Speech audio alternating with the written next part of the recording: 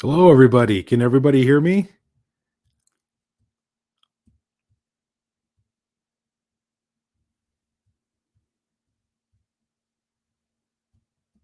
Hello.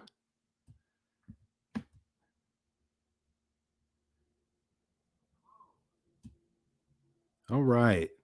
Well, here we go. It's the steps to the sale.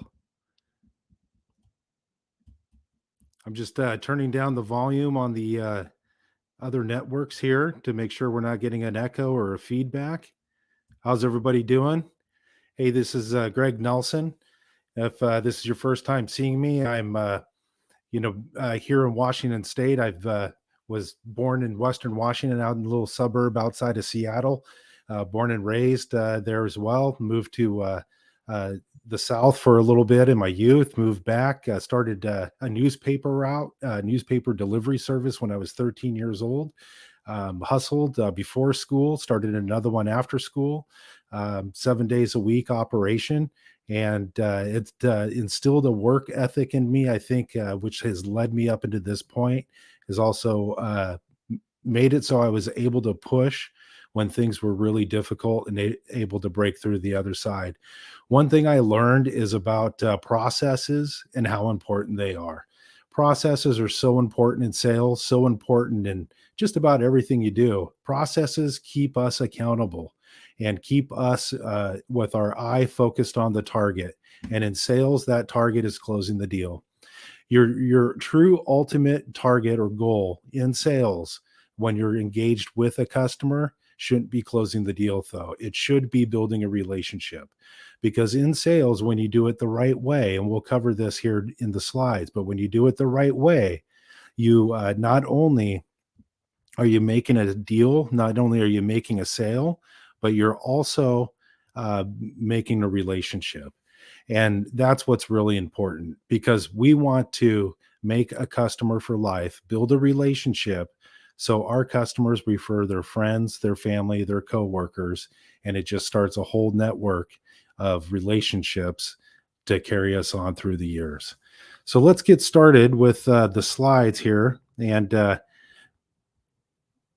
whoop, let's go here. So number one is uh, this is the second step in the 7-step process. This is the discovery. This is right after the introduction, the greeting, right after you form that greeting. And let's keep in mind that a greeting, the customer is going to form an opinion of us within the first 5 seconds. There was a study by, I believe it was the University of Pennsylvania, that said they form an opinion of somebody that they're engaging with in the first 3 seconds. Body language, the words, your tonality, how you hold yourself, what you're doing when the customer walks up, all leads to a power greeting. And not just a power greeting, but a greeting that is memorable. Okay. And then, so what do we do from there? They're going to probably tell us what they're looking for when they enter our showroom. If you're in automotive sales, furniture sales, or if you're in home improvement sales, you have a sense during the greeting or just after the greeting what your customer's looking for. But keep in mind that the guest is there for a reason. So what do you sell? Do you have the product that is going to line up with what that guest needs are? Chances are the guest has already done most of the research before they've contacted you, before they picked up the phone, before they sent the email, before they put the lead in, or before they walked into your showroom. On average, in automotive sales, I know this, firsthand. On average, the client has done 40 hours of research on the one vehicle that they want to come in and look at before they even step foot in a dealership. More than 50% of customers who research that one product for 40 hours end up buying something completely different. Why? Because it didn't speak to them emotionally. Logically, it checked all the boxes for them, but emotionally, it just wasn't right. It didn't feel right. It didn't perform right. It had little ticks or nuances in it that drove the customer or the client nutty and batty. So they ended up buying something similar that spoke to them more on an emotional level. Typically, the guest will let you know, as we already said, will they'll let you know the product that they're looking for. Do you have that product or the next closest thing, the next best thing? And if you have multiple products, that is going to be the multiple options is always best.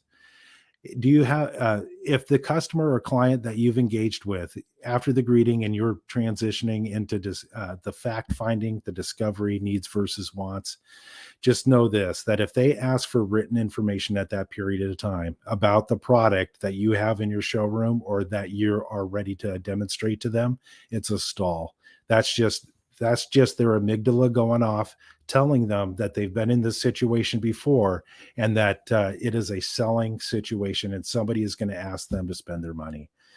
So what you want to do when you do this, I got to tell you, the best thing you could do is remember that the guest came into the store because they want to see that product. They want to check out that product and test out to see if it's going to actually solve their needs.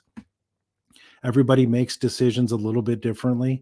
Some people want to look at the specific written details with the product while they're testing it out, just so they are. Why? Because we fear of making a bad financial decision. So they want to make sure they're making the bad financial decision, and they want to make sure what you're telling them and how that product works actually lines up with what's in the written form or in the brochure, in the specifications. How to tell the difference between written information stall and people who want to follow along with while just testing out the product. Well, a professional, if a customer comes in and let's say you're on point, you're at the front of the store, you're selling automobiles. A customer comes in, says they want to look at a certain sedan in a certain trim package. A pro, and then you do your professional greeting, and then you're transitioning into your fact finding or discovery, and then they say, hey, do you have a brochure?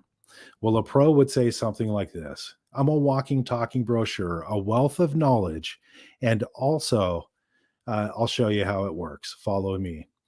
Hey, if my mic isn't working, just to let you know, I have been having issues and I hate to break up this, but can somebody in the chat just type in that you can hear me? That would be great. I would really appreciate it. If they object, so if the customer, you've asked, tell the customer that you're a walking talking brochure and that you're a wealth of knowledge and that you'll show them uh, everything that they want to see when they came into their store. If they object to that, if objects, it's a stall. No problem. Just grab the information, slow them down, and ask the guest what's important to them.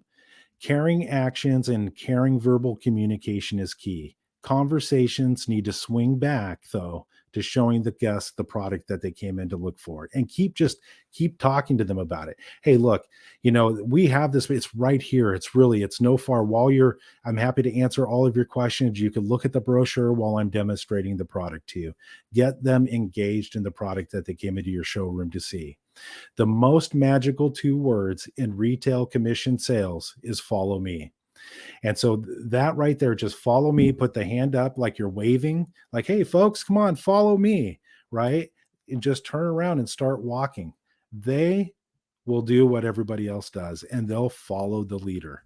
And so when you say follow me, anytime you want to take a customer from one point of the sale to the next, one throughout the steps of the sale, answer their questions, be respectful, do everything you should be doing, but follow me. This is where most people blow their 300-yard drive. We talked about this in last week's live stream. You have a beautiful, you tee up the ball, take your best easy swing with your driver. Man, it's beautiful. It's 300 yards and it's dead center. And you're thinking the next shot's going to put me on the green. But what do? We get so excited about that second shot and how we're going to put that ball as closest to the hole as possible. We swing hard, we look up, we do everything we're not supposed to do, and we chili dip that hit, that second shot. And now we're looking at maybe par, maybe bogey or double bogey, because now it's taken us out of our zone, it's taken us out of our game, and we need to recoup from missing that next step. It's the same with sales. You blow that 300-yard drive by taking them from the greeting into the discovery, it's going to be harder to keep them back on track. Remember, selling is a conversation, and the power we have come and the power and the power comes from the words we use. Selling is a conversation, and the power comes from the words we use. Who's that from? A lot of you guys know. If you're watching this, that comes from Brent Abdullah, voiceover talent and automotive sales trainer. A lot of us watching the show here, we were all trained by Brent Abdullah at one point in time. The key to discovery is to ask questions in a relatable and conversational way. No different than talking with your mom. You want to be respectful, be aware that you're saying the right thing, and an overall and pleasant conversation. Relatable conversations genuinely care and actively listen to what your guest is saying. Work in your products to show how it will be relatable in the story your guest is telling you. People mentally buy before they physically buy. This is so important to remember. Paint the visual picture or the movie in the customer's mind. When you do that, they see themselves in that picture with the product that they're looking at. And then incorporate the other senses, right? Hey, if it's a mattress, if you're selling furniture and you're selling a bedroom set, hey, shut that nightstand drawer. Feel the quality of how that slides perfectly back into the cabinet. Lay on the bed, rest your head on the pillow top mattress. How does that feel? Does it feel like a dream? Sit on that nice sectional love seat or that nice sectional sofa. Can you see how it supports the back and makes it so you can rest your legs? I bet you could fall asleep watching Netflix, relaxing in that chair or couch. And so that's the point we need to make. We need to physically paint this picture in the customer's mind. And then once we do that, it's easier for them to open up and listen to what we say, what we have to say, to continue the rest of our process, and ultimately so they could buy the product. Foremost, time is more valuable than money. It's the most valuable thing we have. Don't waste your guest time. Be honored that they came to see you. Be honored that the client darkened your door. They could have shown up at anybody else's showroom, but they happened to show up to you. They happened to keep your appointment, or they happened to walk up while you were in the number one position, ready to greet the guest. Example questions that will determine the product your guest came out to see, if it will fit their needs. What do you like about the blank? What interests you about the blank? Do you own a blank now? Do you know anyone who has this product now? And if yes, what did they tell you about it? What will this product do, or what problem will it solve? If a guest owns something similar, what would they want this new product to have that their current product isn't doing for them? More questions.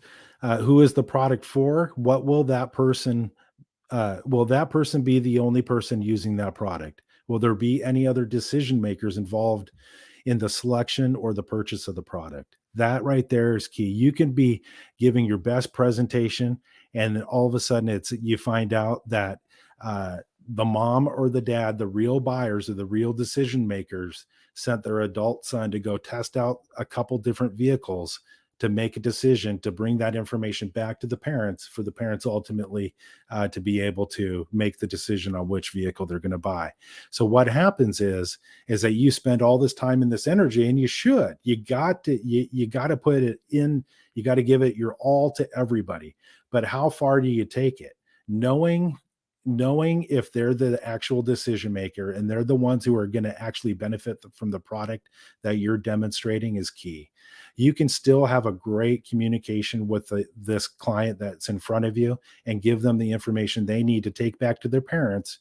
So, and then what a pro should do is schedule the appointment to have them all come back together. Then you can do your complete demonstration to everybody, where you now have 6 eyeballs and 6 ears instead of just one eyeball, one set of eyeballs and one set of ears relaying information back to the actual decision maker. Based off your research on a scale from 1 to 10, 1, not really wild about it, 10 being, I love everything about it, where would you be?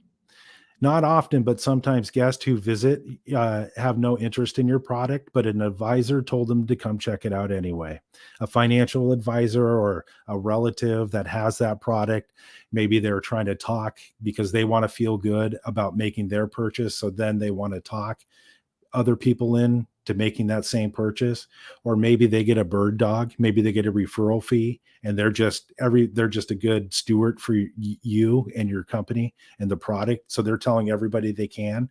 And so you go in to appease them because they're your friend, they're your advisor, you look up to them, but you're not really interested in the product, so you're just there, right? That's important to know too. And then what did the advisor tell them about it, and why did the advisor tell them to come see you? Are they helping out financially? And is that advisor going to have an opinion in the overall purchase or decision of that product? I see a comment here from Alex. He says, follow me to the finance office. Yeah, absolutely. That's awesome. By now, do you think that questions determine if the product your guest came to see is important? Only if you care about your guest and want to make sure they're making a good financial decision. Here's the big picture idea: happy, satisfied customers buy again, refer friends, family, and coworkers. Don't miss the big picture on this. And I call this walking over a dollar to pick up a nickel. You're stepping over a dollar to pick up, and you're looking for that immediate gratification, but you're forgetting about the big picture. Remember, questions need to be conversational and relatable. You're solving a problem and helping a client's needs. You're not interrogating a crime scene. Okay, you're not interrogating on who done it or who murdered who. Your guest said it was a need, but is it really a want? This can throw us all off. And I don't care who you are or how long you've been selling.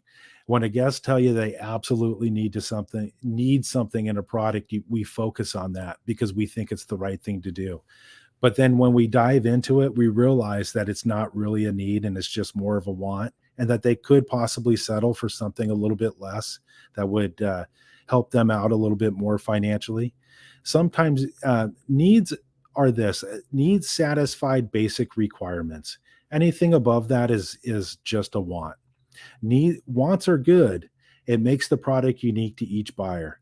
The want is what makes them want to customize it. The want is what they want to look cool in it, right? They're not taking that 4Runner off road. They're not spending 50 grand on a 4Runner and lifting it 3 inches off the ground, putting a pre-new rack on it, and doing a $2,500 suspension kit for them to just immediately take it in the woods and thromp on it and thrash on it. Not by any means. They're gonna have that car and drive it to the shopping mall for the next 10 years. Then they're gonna give that car to their son, and their son's gonna take it up into the mountains and destroy it. But they want to look good and they want it to be unique, and that's the reason why they do it. Wants are emotional. They make us feel good, right? They make us feel accomplished. It's our reward, right? We've worked hard, man. We ground for 5 years. We put ourselves in this position that not too many other people can, and we want to reward ourselves a little bit. So what are they going to do? They're going to go out. They're going to look for the biggest and best thing to satisfy that emotional need of being rewarded. I want it and I shall have it. If you can afford it, go for it. The world's your oyster. And that's what we need to remember. We're not the ones who decide on who can afford what. The bank is. And the bank, ultimately, they're the one, they have all the algorithms. They have the people with doctorates degree in mathematics. They're looking at every angle. There's underwriters for things such as small loans like automobiles, furniture, home improvement sales. Just as there's underwriters for mortgages, right? There's somebody who's going to look at all the details. And if they say it's a go, if they give you the green light and give you the thumbs up, that your client can afford to buy that car, that's all you need to know. Don't ask any questions on that. And because you don't know the situation they're in, right? They could be buying more expensive of a product than that they actually need, because it satisfies that emotional need. So make sure your guests know that there are lower priced options available briefly, because you'll be coming back to those lower price options during the product selection. The key point about discovery is simply in the word itself.